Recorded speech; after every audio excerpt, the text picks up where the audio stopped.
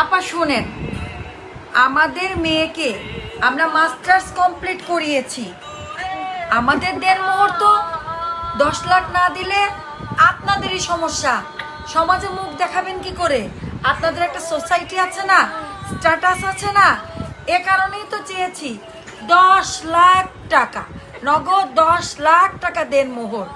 বলো মা, কম হয়ে যায় বলো। শুনেন ভাই সাহেব, দেনমোহর একটা ধর্মীয় ব্যাপার। এসব ধর্মীয় ব্যাপারে বার্গেনিং করতে হয় না। 10 লাখ টাকা দেনমোহর আমার ছেলের কাছে তো কিছুই না। এই ছেলে মিলিয়নে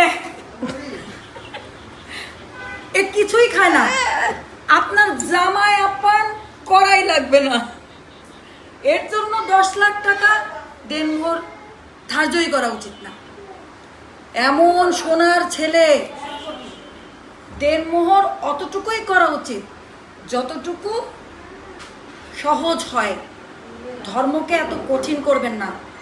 এটা সামাজিক ব্যাপার নয়, এটা ধর্মীয় ব্যাপার।